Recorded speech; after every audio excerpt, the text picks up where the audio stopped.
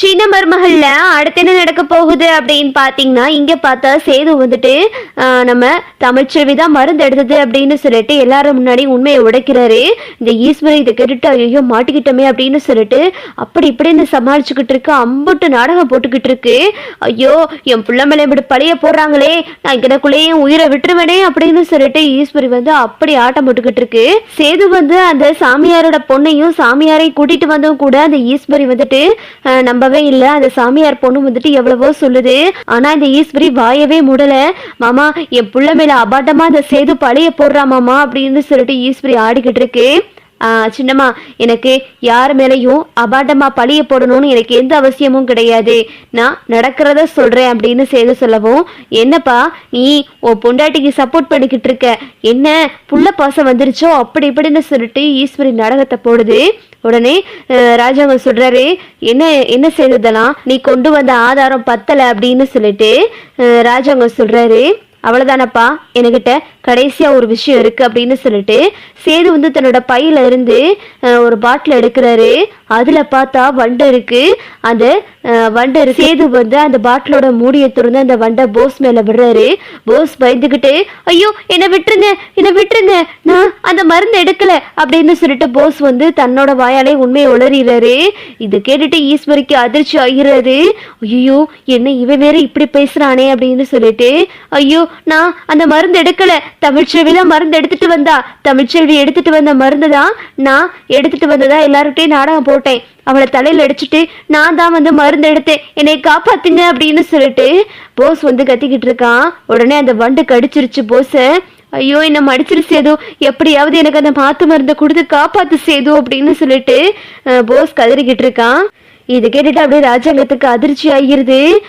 எப்படிப்பட்ட பொய்ய சொல்லியிருக்கான்னு பாரு அப்படின்னு சொல்லிட்டு, ஏய் என்னடா நீ பாட்டுல ஏதோ உளர்ற வண்டுக்கு பயந்துக்கிட்டு அப்படின்னு சொல்லிட்டு ஈஸ்வரி சொல்லவும், அம்மா என்னம்மா நான் உயிர் பயத்துல இருக்கேன், அந்த வண்டை என்னை கடிச்சிருச்சுமா, மாத்த மருந்து கொடுக்கலன்னா நான் கொஞ்ச நேரத்துல செத்துருவேமா அப்படின்னு சொல்லிட்டு போஸ் கதறிக்கிட்டு இருக்கான். உடனே ஈஸ்வரி வந்து, ஏ சேது என்ன சேது இப்படி பண்ணிட்டேன், என் பிள்ளைய காப்பாத்து சேது அப்படின்னு ஈஸ்வரி கதறுது.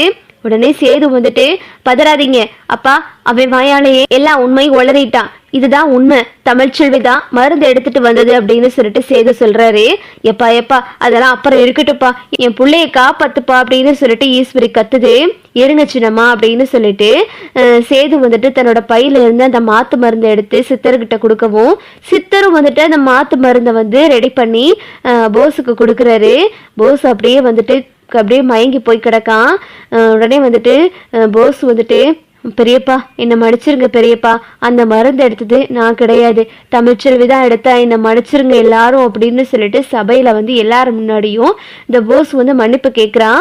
இதை கேட்டுட்டு ராஜாங்க அப்பத்தான் எல்லாத்துக்குமே அதிர்ச்சி ஆகிருது. அட பாவி பயலே, உன் பேச்சு கேட்டுட்டு நாங்க சேதுவை நம்பாம போயிட்டோமேடா அப்படின்னு சொல்லிட்டு அப்பத்தான் முதற்கொண்டும் கத்துறாங்க. அப்புறம் பார்த்தா ராஜாங்க வந்து, சேது நீ சொன்னதை நான் நம்பாததுக்கு என்னை மன்னிச்சிரு சேது, ஆனா எல்லாத்துக்கும் ஒரு ஆதாரம் வேணும்ல, என்ன ஈஸ்வரி அம்புட்டு நாடகம் போட்ட, இப்ப என்ன வாயை மூடிட்டு நிக்கிற அப்படின்னு சொல்லிட்டு ராஜாங்க கேக்குறாரு. ஐயோ மாமா இவன் இப்படி பண்ணுவான்னு எனக்கு தெரியாதே மாமா அப்படின்னு சொல்லிட்டு ஈஸ்வரி இன்னொரு நாடகத்தை போடுது. உடனே இதுதான்டா சாக்கு அப்படின்னு சாவித்திரி வந்து, என்ன மதனி நீங்க என்ன புதுசா பேசுறீங்க, அண்ணியன் மாதிரி அங்கிட்டும் பேசுறீங்க இங்கிட்டும் பேசுறீங்க, எது உண்மை, உங்க புள்ள பண்ண தப்புக்கு நீங்களும் தானே உடந்த அப்படின்னு சொல்லிட்டு சாவித்திரி கத்துது. ஐயோ இவ வேற நேரங்கட்ட நேரத்துல வந்து பேசிக்கிட்டு இருக்கா அப்படின்னு சொல்லிட்டு ஈஸ்வரி அப்படி நின்றுகிட்டு இருக்கு. அப்புறம் பார்த்தா சித்தர் சொல்றாரு, ஐயா எப்பவுமே தன்னோட உழைப்புக்கான ஊதியம் கிடைக்கணும்யா, தன்னோட உழைப்ப இன்னொருத்தர் பங்கு போடணும்னு நினைக்கிறது ரொம்ப தவறுங்கய்யா, நாம இந்த பொண்ணுதான் அம்புட்டு கஷ்டப்பட்டு மருந்து எடுத்துட்டு வந்திருக்கு, நம்ம எல்லாரும் அந்த பையனா எடுத்துட்டு வந்ததா தப்பா நினைச்சிட்டோம் அப்படின்னு சொல்லிட்டு அந்த சாமியாரும் சொல்லவும், அப்புறம் பார்த்தா அப்பத்தா வந்து, நீ அடி எடுத்துட்டு வந்த, ஏண்டி நீ உண்மையை சொல்லல அப்படின்னு கேட்கவும், அதான் இப்பவே இம்புட்டு ஆட்டம் ஆடினாங்க, எப்படி வந்து உண்மையை சொல்ல முடியும், ஆதாரத்தோட தான் உண்மையை சொல்ல முடியும் அப்படின்னு சேது சொல்றாரு. ராஜாங்க வந்து தமிழ்கிட்ட என்ன மன்னிச்சிருமா அப்படின்னு சொல்றாரு. எதுக்கு மாமா நீங்க மன்னிப்பு கேட்டுக்கிட்டு இருக்கீங்க, நீங்க உங்க கண்ணு முன்னாடி என்ன நடந்துச்சோ அதுக்காக தானே நீங்க வந்து இந்த 1 கோடி ரூபாயை கொடுத்தீங்க, உண்மை தெரிஞ்சு நீங்க கொடுக்கல மாமா அப்படின்னு சொல்லிட்டு தமிழும் சொல்றாங்க. அப்புறம் பார்த்தா சேது வந்துட்டு, நாங்க எல்லாரும் உசுரோட இருக்கோம் அப்படின்னா அதுக்கு நீ தான் காரணம் அப்படின்னு சொல்லிட்டு சேது வந்து தமிழ்கிட்ட சொல்லிக்கிட்டு இருக்காரு. எனக்காக நீங்கள் இவ்வளோ தூரம் கஷ்டப்பட்டு இவ்வளோ தூரம் போராடி நீங்கள் இவ்வளோ தூரம் பேசுனது எனக்கு ரொம்ப சந்தோஷமாக இருக்குங்க, ரொம்ப நன்றி அப்படின்னு தமிழ் சொல்கிறாங்க. சேது வந்து தமிழை கட்டி பிடிச்சி என்னை மன்னிச்சிரு தமிழ் அப்படின்னு கதறாரு. இதை பார்த்துட்டு ராஜவங்க ரொம்ப சந்தோஷப்பட்டுக்கிட்டு இருக்காரு. அப்புறம் பார்த்தா ராஜவங்க வந்து, நீ இந்த வீட்டு குலசாமிமா எங்கள் எல்லாரோட உசுரையும் காப்பாற்றிக்கிட்டு இருக்க, நாங்கள் இப்போ இவ்வளோ தூரம் மூச்சை விட்டுக்கிட்டு இருக்கோம் அப்படின்னா அதுக்கு காரணம் நீதாமா அப்படின்னு சொல்லிட்டு ராஜவங்க வந்து தமிழுக்கு நன்றி சொல்றாரு. அப்புறம் பார்த்தா ராஜவங்க வந்து அந்த செக் எடுத்து தமிழ்கிட்ட கொடுக்குறாரு. இதை பார்த்துட்டு ஈஸ்வரி அதிர்ச்சியா நிற்கிது. ஐயோ, 1 கோடி ரூபாய் அவளுக்கு போகுதே அப்படின்னு சொல்லிட்டு, மாமா எனக்கு இதெல்லாம் வேண்டாம் மாமா, எனக்கு உங்களோட ஆசீர்வாதம் மட்டும் இருந்தா போதும் அப்படின்னு சொல்றாங்க. என்னோட ஆசீர்வாதம் எப்பவுமே உனக்கு இருக்குமா, நீ எதுக்கும் கவலைப்படாத அப்படின்னு சொல்லிட்டு ராஜவங்க சொல்லிக்கிட்டு இருக்காரு. இங்க பார்த்தா போஸை வந்து சன்னாசி வந்து அடி அடி நடிச்சு ஒழுங்கு மரியாதையை வீட்டை விட்டு வெளியே போட அப்படின்னு விரட்டி விட்டுறாரு. அப்புறம் பார்த்தா காவியா வந்து, அங்கிள் இப்படிப்பட்ட ஒருத்தனை என்னால கல்யாணம் பண்ணிட்டு வாழ முடியாது அங்கிள் அப்படின்னு சொல்றாங்க. என்னம்மா அப்படின்னு கேட்கும்போது, இது ஒரு விஷயம் இருந்தாலும் நேத்து ஒரு விஷயம் நடந்துச்சு. இந்த கிராணி போஸ் இவன் ஒரு திருட்டு பையன் மட்டும் கிடையாது, பொம்பளை பொறுக்கி. நம்ம உங்க வீட்டு பொண்ணு கூட இவன் நேத்து தப்பா நடந்துக்கிற பார்த்தான், மறுநாள் கல்யாணத்தை வச்சுட்டு இப்படியே அங்கிள் பண்ணுவாங்க அப்படின்னு சொல்லிட்டு அந்த காவியா வந்து நடந்த விஷயத்தெல்லாம் சொல்றாங்க. இது கேட்டதுமே எல்லாத்துக்குமே அதிர்ச்சி ஆகிருது. இப்படிப்பட்ட புள்ளை எனக்கு பிறந்திருக்கவே கூடாதுடா பாவி பயலை அப்படின்னு சொல்லிட்டு இங்க சன்னாசி வந்து ரொம்ப கோவப்பட்டு பேசிக்கிட்டு இருக்காரு. அப்புறம் பார்த்தா தாமரை வந்து, ஆமா மாமா இதெல்லாம் நடந்துச்சு அப்படின்னு சொல்லும்போது, இதை ஏன் தாமரை எங்ககிட்ட சொல்லல அப்படின்னு சன்னாசி கேக்குறாரு. அது வந்து மாமா இந்த விஷயத்த எதுக்கு நம்ம பெருசாக்கணும்னு நான் நினைச்சிட்டேன் அப்படின்னு சொல்லிட்டு தாமரை அப்படியே மூடி மழுப்புது. மேற்கொண்டு போசு சிக்க வச்சுக்கிட்டு இருக்கு. இது கேட்டுட்டு ஈஸ்வரி வந்து, இங்கிட்ட பார்த்தா மருந்து எடுத்த விவகாரமும் வெடிச்சு போச்சு, இங்கிட்டு பார்த்தா இந்த தாமரை விஷயமும் தெரிஞ்சு போச்சு, இனிமே இவனை ஒரு நாய் கூட மதிக்காது.